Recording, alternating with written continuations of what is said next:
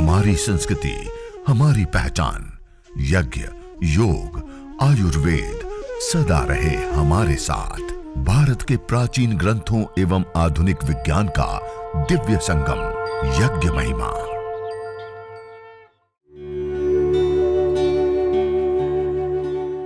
भारतीय संस्कृति में यज्ञ, योग एवं आयुर्वेद जैसी अमूल्य विद्याएं हैं, जिसका मूल है वेद। इतिहास की ओर दृष्टि डालें तो भगवान राम, भगवान कृष्ण से लेकर राजा महाराजाओं, ग्रामवासियों व अरण्यवासी ऋषियों की कुटियों तक नित्य व नैमित्तिक यज्ञों का प्रचलन देखने को मिलता है। ओम आपोच्योते रसोमृतम ब्रह्म भूर्भुवस्वरोम स्वाहा। ओम यां मेधां देवगणः पितरश्चोपासते तया मा मध्य मेधयाग्ने मेधाविनं कुरु स्वाहा। ये हम मेधा सूक्त के जो मंत्र है एक, कि यां मेधां देवगणः पितरश्चोपासते तया मा मध्य मेधा अग्ने मेधाविनम, कि हे परमपिता परमेश्वर, जिस मेधा से जो हमारे ऋषि हुए, हमारे अभिभावक हुए, उन्होंने इस सृष्टि रचना को, आपकी जो कृति उसको जाने। ये बड़े बड़े जो शास्त्र, वेद, उपनिषद, दर्शन, गीता जैसे शास्त्रों की जिस मेधा के माध्यम से रचना हुई, वही मेधा हमको भी समर्पित कीजिए, हमको भी शीघ्र अतिशीघ्र आप दे, हमको भी मेधावी बनाए। तो ऐसी इस मेधा सूक्त के जो ये मंत्र है उससे हमने आहुति समर्पित की। आइए अब जो सबसे अधिक प्रिय मंत्र हैं, जो महर्षि दयानंद जी अपने शास्त्रों में, ग्रंथों में कहीं न कहीं उसका उल्लेख करते हैं, तो उस मंत्र से हम इस घी को, इस सामग्री को समर्पित करेंगे। ओम विश्वानि देव सवितर्दुरितानि परासुव यद्भद्रं तन्न आसुव स्वाहा। फिर अगला जो मंत्र है कि अग्ने नय सुपथा रायस्मान, जैसे सूर्य और चंद्रमा निरंतर और जितने भी नक्षत्र हैं सारे अपनी सीमा का कभी भी उल्लंघन नहीं करते, एक निश्चित परिधि में वे सभी घूम रहे हैं, परिक्रमा कर रहे हैं, तो हम भी अपना जो स्वभाव है, अपनी जो प्रकृति है, उस प्रकृति का कभी भी उल्लंघन ना करें, बल्कि हम अपनी निजता में रहें। तो इसी भावना को हम समर्पित करते हुए इस अगले मंत्र से आइए घी सामग्री हम इस अग्नि को समर्पित करेंगे। ओम अग्ने नय सुपथा राये अस्मान विश्वानि देव वयुनानि विद्वान जो योध्यस्मत् जुहुराण मेनो भूयिष्ठान् ते नम उक्तिं विधेम स्वाहा। अब इसके पश्चात जो अतिरिक्त करना चाहे, इसमें वृहद यज्ञ जिसको कहते हैं, तो गायत्री मंत्र, महामृत्युंजय से आप और कर सकते हैं, राष्ट्रीय प्रार्थना इत्यादि से। नहीं तो इसके पश्चात हम सीधा स्विष्टकृत समर्पित करते हैं, जो मौन आहुति प्राजापत्य मंत्र उससे करते हैं, जो ये सब वृहद में आते हैं। या फिर अंतिम में इसके पश्चात हम पूर्णाहुति समर्पित करते हैं। तो आइए हम पूर्णाहुति समर्पित करेंगे। ओम सर्वं वै पूर्णगं स्वाहा। ओम सर्वं वै पूर्णगं स्वाहा। ओम सर्वं वै पूर्णगं स्वाहा।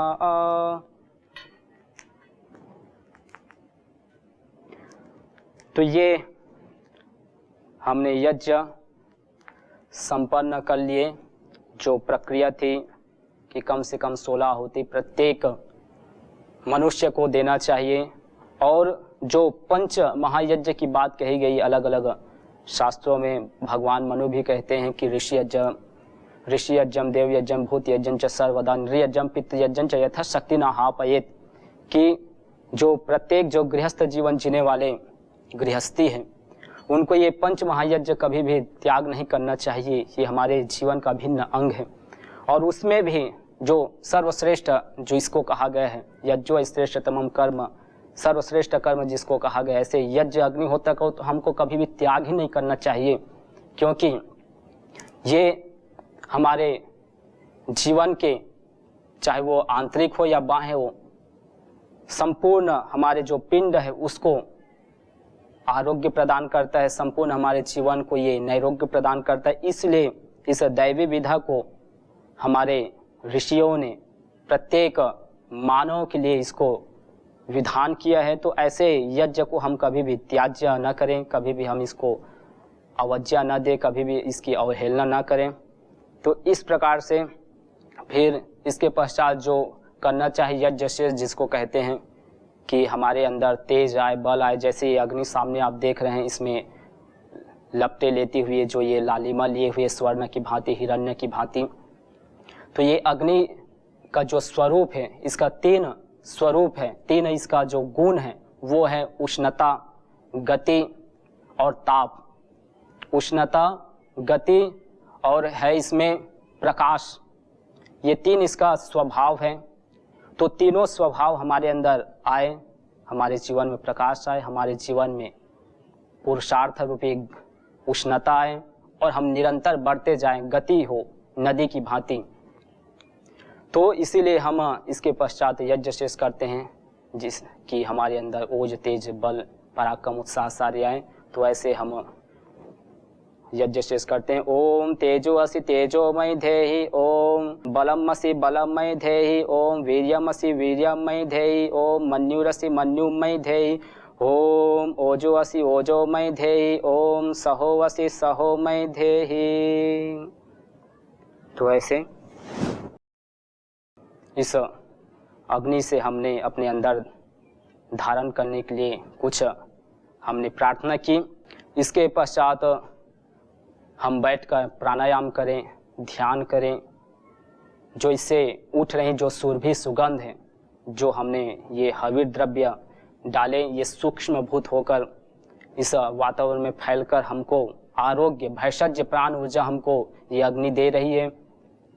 और सबसे अधिक कोई पावरफुल, सबसे अधिक कोई सूक्ष्म यदि कहा गया तो वो अग्नि है, जो इस वातावरण को शुद्ध प्राण ऊर्जा प्रदान करते हैं। और जो वायु है उसको तो भैषज्य कहा गया है। आवात वाहि भेषजम विवात वाहि यद्रपः त्वम ही विश्व भेषजो देवा नाम दूत ईयसे, कि जो यह प्राण है ये भैषज्य है, इसके धारण करने से हमारा जो शरीर है वो सबल बनता है। किसी प्रकार की इसमें विकार है, किसी प्रकार की विकृतियां आ गई, रोग आ गए, कोई कष्ट जीवन में, कोई बाधाएं, परिस्थितियां ऐसी बन गई है कि हम निकल नहीं पा रहे हैं, हम ऐसे अपने आप को इन झंझावातों से निकाल नहीं पा रहे हैं। तो ऐसी स्थिति में हम यदि हवन करते हैं, अग्निहोत्र करते हैं, तो इससे उत्पन्न जो भैषज्य प्राण ऊर्जा है, ये जब हम इनहेल एक्सहेल करते हैं, डीप ब्रीदिंग के माध्यम से जब हम अपने अंदर धारण करते हैं, तो बाहर तो हमारे शरीर में स्पर्श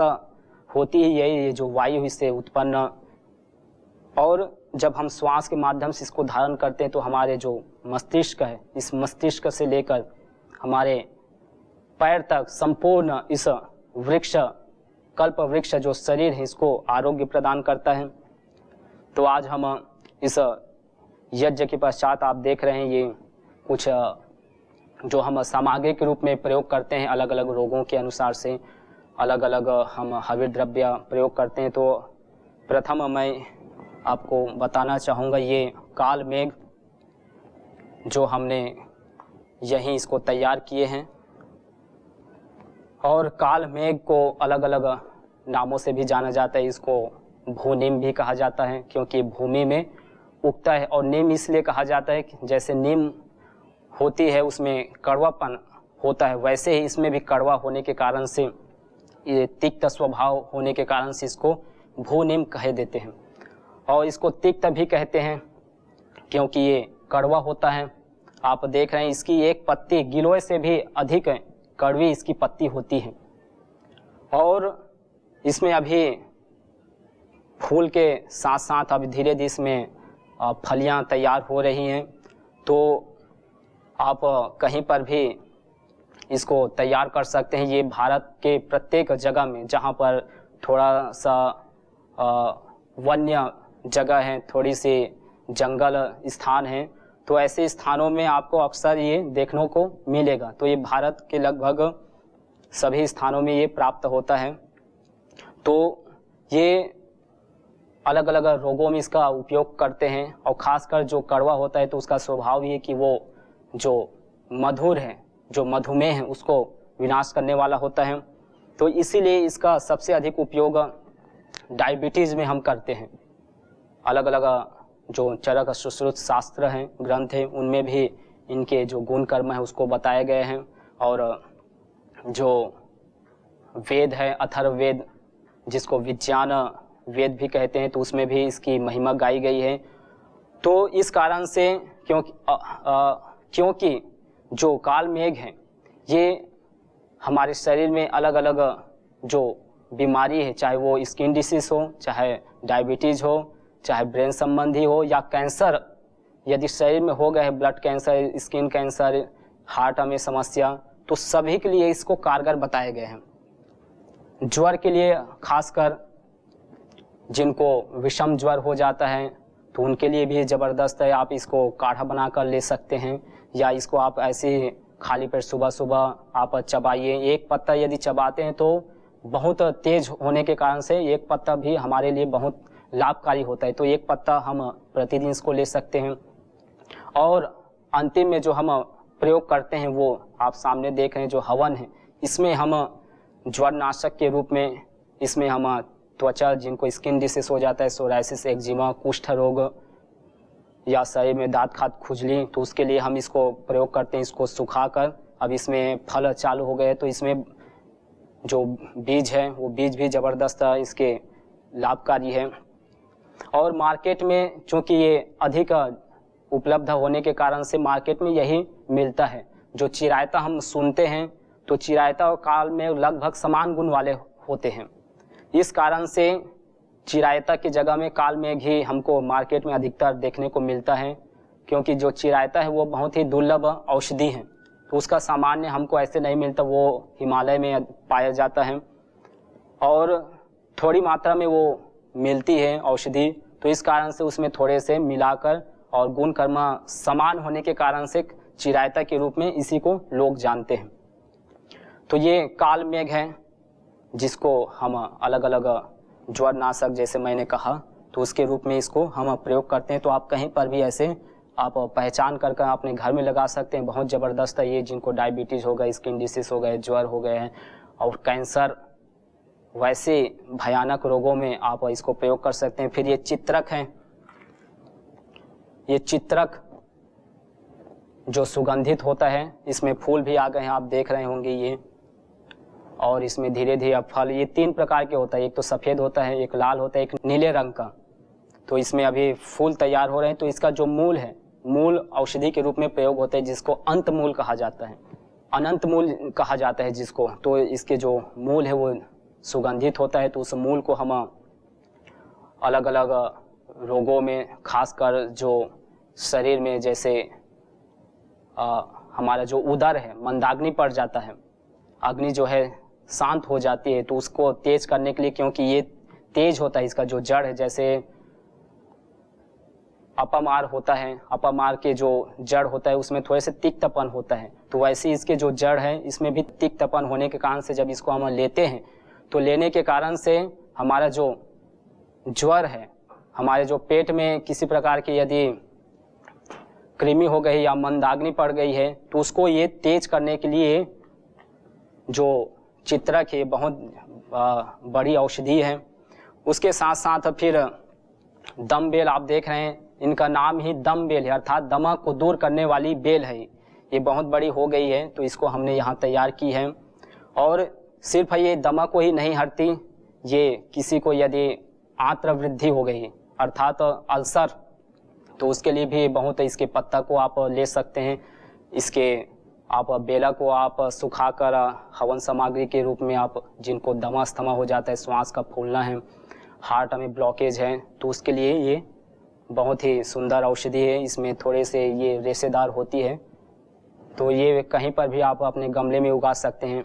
और साथ में आप इधर देख रहे हैं, ये है पिपली, जिसको पिपला, इसके जो फल है वो काले काले आते हैं पकने के बाद, तो इसमें अभी समय लगेगा ये तैयार होने में।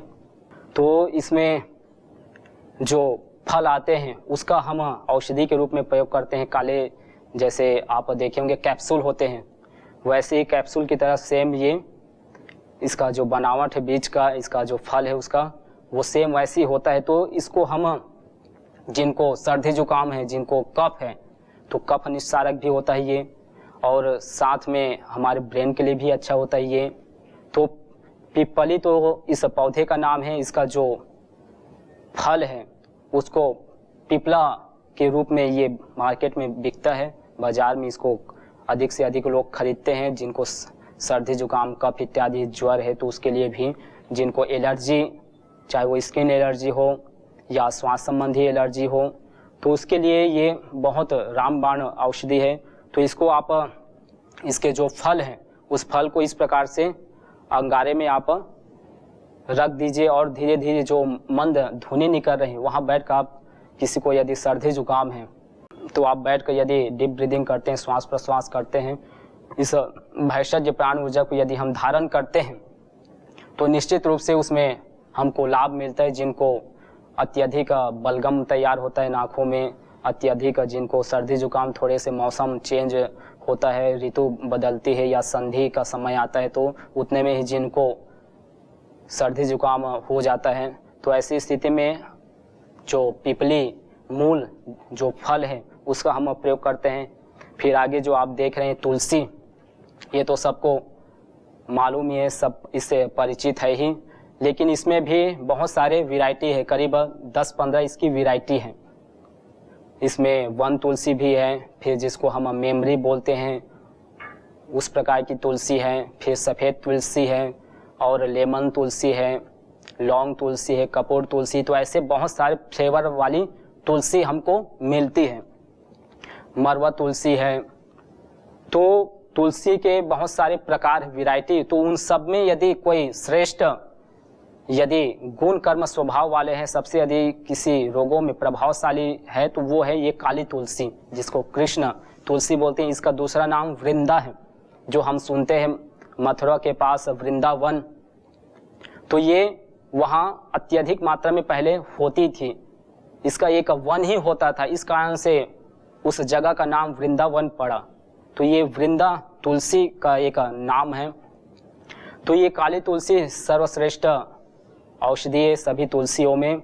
तो इसका भी हम ब्रेन के लिए, जिनको वात संबंधी रोग हो जाते हैं, ये त्रिदोष नाशक है। साथ में ये जो चित्रक है ये भी त्रिदोष नाशक है।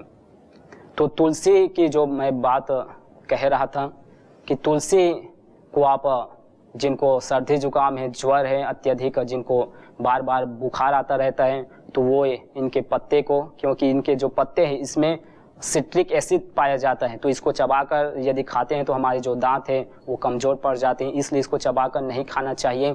इसको आप या काढ़े बना लें, कूट कर इसको रस निकाल कर सीधा पी जाएं तो हमारे स्वास्थ्य के लिए अच्छा होता है। बाकी आप इसको सुखा सकते हैं अपने घर में, तो उसको आप काढ़ा बनाकर आप पिए अलग अलग, और जो औषधि उसमें मिलाकर। और अंतिम जो यज्ञ है उसमें आप प्रयोग कर सकते हैं। इनके जो पंचांग है हम यहाँ प्रयोग करते हैं, हम तुलसी की समिधा भी तैयार करते हैं, उसको हम इसमें डालते हैं। जो पुरानी तुलसी हो जाती है 1 वर्ष 2 वर्ष की, तो बहुत मोटी हो जाती, तो वो समिधा के रूप में काम आती है। तो ये तुलसी को आप पंचांग आप प्रयोग कर सकते हैं। तो इसका भी वैसा ही लाभ है जैसे हम इसको कच्चे में लेते हैं। और इसीलिए तो जो आयुर्वेद है उसमें एक प्रसिद्ध श्लोक आता है कि आयुर्वेदेषु यत् प्रोक्तम यस्य रोगस्य भेषजम तस्य रोगस्य शांत्यर्थम तेन तेनैव होमयेत्। अर्थात जिन औषधियों का सेवन जिन रोगों के लिए कहा गया है आयुर्वेद में, उन्हीं औषधियों का सेवन हम उन्हीं बीमारियों को हरने के लिए करते हैं। वैसे ही हम यज्ञ में उन्हीं औषधियों को प्रयोग करें जिन रोगों के हरण हम चाहते हैं। तो इस प्रकार से इसका जो गुण कर्म स्वभाव है उसको हम ले सकते हैं कि ये हमारे मस्तिष्क के लिए ज़बरदस्त है। जिनको मिर्गी हो जाता है, जिनको एपिलिप्सी है या पार्किंग्स रोग है, मस्तिष्क के संबंधी जितने भी उन्माद, चिड़चिड़ापन या मेधा बढ़ाने के लिए भी अच्छी औषधि है।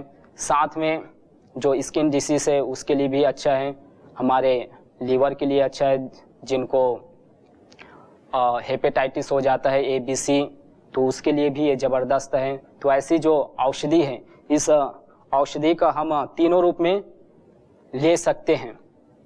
तो बहुत सारे इसके प्रकार है और ये तो हमने सामान्य इसमें परिचित किए। बाकी तीन के जो गुण कर्म हैं वो हम जितना इससे जुड़ेंगे उतने ही हमको और पता चलते जाएगा, क्योंकि ये तो अनंत है।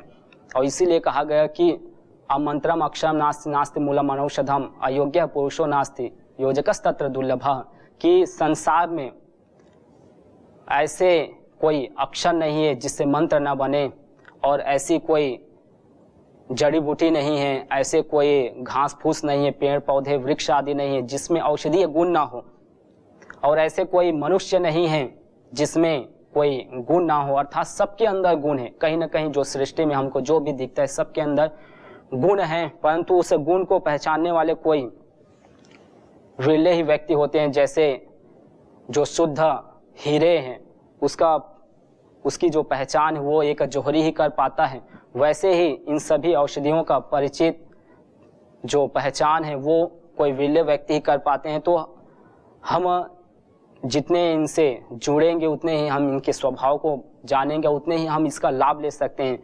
तो इस प्रकार से अलग अलग औषधि हम अपने घरों में तैयार कर सकते हैं, अपने गमलों में तैयार कर सकते हैं, और पूर्ण रूप से हम अपने घर में ही सामग्री तैयार कर सकते हैं अलग अलग रोगों के लिए। स्वयं हम अपने घर के डॉक्टर से बन सकते हैं। तो ऐसे सभी औषधि का हम निर्माण करें और फिर उसके बाद हवन कर कर हम प्राणायाम करें।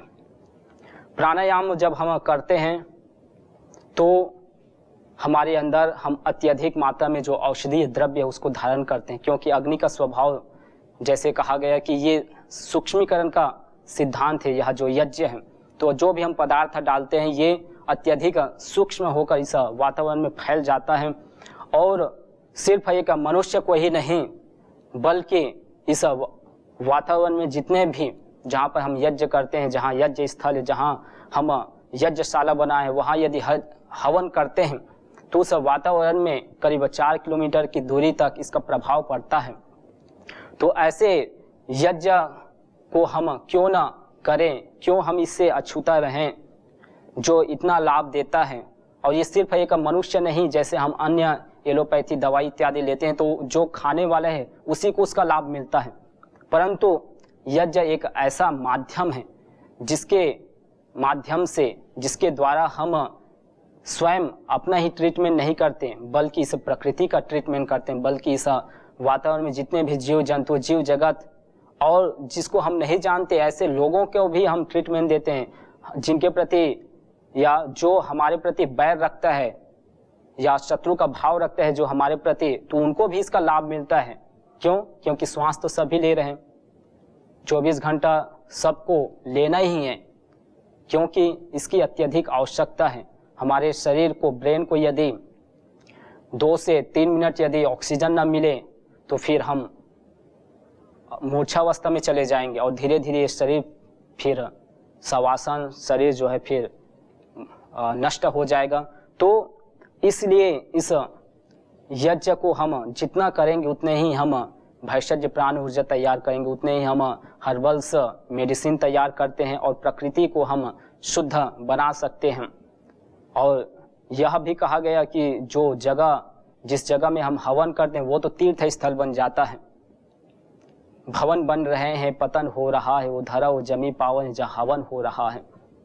बिन बाती न दीप जले होए न देहली उजियारा, ऐसे बिन योग यज्ञ के होए न दुख छुटकारा। यदि जीवन में हम रोग मुक्त होना चाहते हैं, जीवन में यदि कोई परमानेंट साधन, स्वास्थ्य चाहते हैं, आरोग्य चाहते हैं, तो उसके लिए हम इस भारतीय संस्कृति की जो अमूल देन योग है, अमूल देन जो यज्ञ आयुर्वेद है, इसके शरण में हमको आना ही पड़ेगा।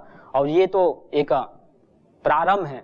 आने वाले समय में इसके प्रति, जैसे आज योग के प्रति एक ग्लैमर छाया हुआ है, हर कोई चाहता है कि हमारा शरीर जो है सुडौल बने, स्वस्थ बने, वैसे ही आने वाले समय में यज्ञ के प्रति एक ग्रामर तैयार होगा, क्योंकि ये विज्ञान है, ये साइंटिफिक है, ये कोई पूजा पद्धति ही नहीं है, बल्कि ये पूर्ण रूप से चिकित्सा पद्धति है। ये एक पिंड से लेकर ब्रह्मांड संपूर्ण में संतुलन कायम करने वाला है। तो ऐसी यज्ञ विधा को हम अपने जीवन में अपनाएं और इन औषधियों को अपने जीवन में हम धारण करें, क्योंकि जितना हम प्रकृति से जुड़ेंगे, जितना हम अपने इस परमपिता परमेश्वर की जो कृति है उनसे जुड़ेंगे, उतने ही हम स्वस्थ रहेंगे। क्योंकि हम जब प्राचीन समय में देखते हैं तो कोई किसी के पास कोई सर्टिफिकेट नहीं होता था, वो एक परंपरा के तहत स्वयं उनको जानकारी होती थी कि इस औषधि का क्या गुण कर्म है, इसका मैं कैसे उपयोग लूं, इस काल मेघ का क्या गुण कर्म है, इसका मैं कैसे उपयोग लूं। तो एक परंपरागत उनको सारे नॉलेज होते थे, तो इस कारण से वो स्वस्थ रहते थे, क्योंकि जो औषधि ज्ञान है वो परंपरागत थे, वो सभी घर में सभी प्रयोग करते थे। तो ऐसी जो औषधि की जो परंपरा है उससे जुड़े और हम उस औषधियों का प्रयोग हम इस यज्ञ के माध्यम से और उसको विस्तार दे सकते हैं। तो आज का यह जो कार्यक्रम यज्ञ का जो हमने कई विगत दिनों से ये चल रहा है, उसी में थोड़े से औषधीय जो ज्ञान है जिससे कि हम इसको प्रत्यक्ष देख पाए, सुन पाए, तो आप सभी के सामने मैंने ये प्रस्तुत की। तो इस कार्यक्रम को हम पुनः और आगे बढ़ाएंगे। तो सभी को तब तक के लिए प्रणाम। ओ यज्ञ भारतीय संस्कृति की मुकुट मणि है, प्रतीक है, मूल है। मानव जीवन के हर पहलू के साथ यज्ञ जुड़ा हुआ है, चाहे वह संस्कार, चाहे पूजा पाठ या फिर पर्व से लेकर हर शुभ अशुभ अवसरों में भी यज्ञ करने की सार्वभौमिक, वैज्ञानिक एवं पंथ निरपेक्ष पावनी परंपरा रही है। आइए हम संकल्प लें, संसार के श्रेष्ठतम कर्म यज्ञ को अपनाएं। पिंड और ब्रह्मांड में संतुलन कायम करने वाले यज्ञ को अपने जीवन का अभिन्न अंग बनाएं एवं प्रकृति मां के प्रति अपने ऋणों को अदा करें। विश्व स्वास्थ्य का एक नारा, यज्ञ से होगा जग उजियारा।